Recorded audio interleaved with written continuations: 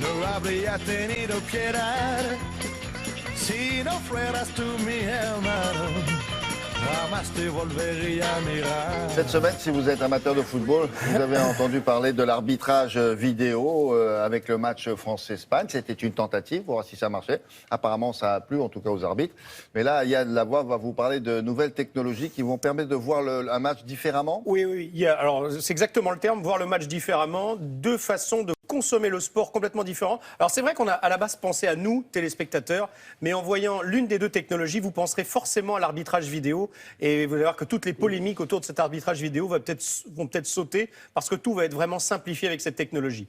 Celle-ci, ça consiste à mettre 35 caméras 5K, pas 4K, mais 5K, qui vont quadriller le terrain. 5K, c'est surpuissant, on va dire. Voilà. Donc, il y a une définition qui est absolument merveilleuse. Les stades de Madrid et de Barcelone en sont déjà équipés et le terrain est complètement quadrillé. Et donc, ce qui fait que, pratiquement à l'instant T, vous pouvez recomposer l'action qui vient d'être jouée, mais en 3D.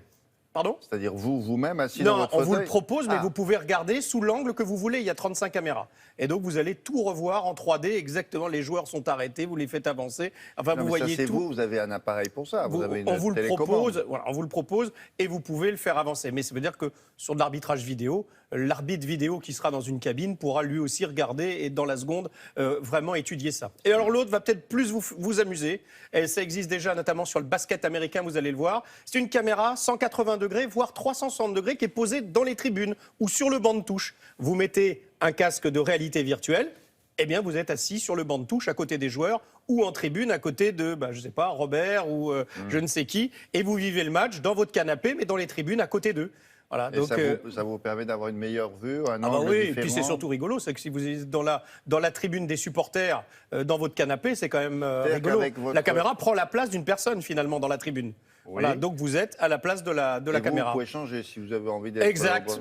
J'en ai marre d'être dans les populaires, je veux aller un petit peu dans l'autre coin, j'y vais. Et c'est surtout sur le banc de touche, ils ont mis une caméra sur le banc de touche, vous êtes à côté des joueurs qui se lèvent au basket pour aller jouer. Alors, on vous le propose, regardez ce que ça a donné, mais ce sera très certainement une nouvelle façon de consommer le sport. C'est déjà arrivé aux États-Unis.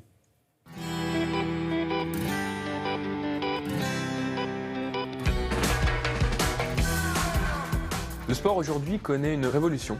Cette révolution va permettre de diffuser les événements sportifs d'une manière plus interactive et plus personnelle.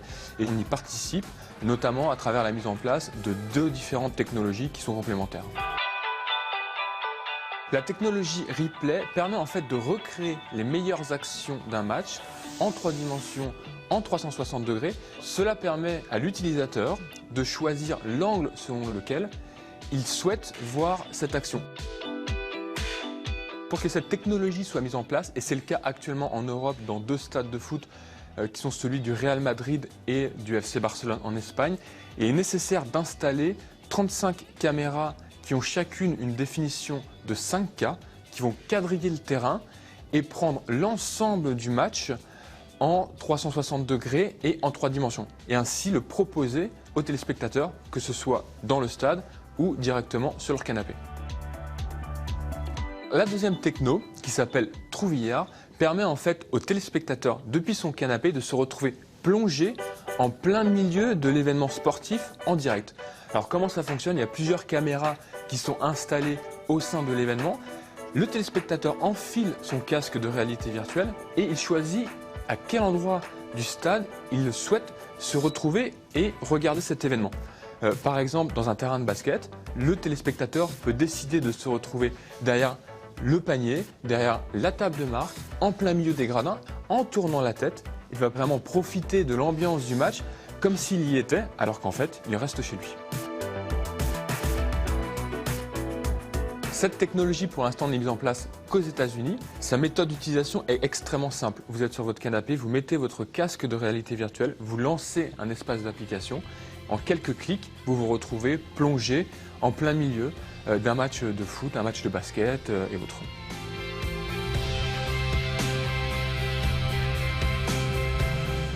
Alors ça, oui, ça marche pour les spectacles. Ça vaut effectivement, c'est ce qu'on voulait vous montrer en ouverture, c'est que ça ne marche pas que pour le sport, ça peut marcher bien sûr pour toutes sortes de spectacles. Bien évidemment, il suffit juste d'implanter la caméra.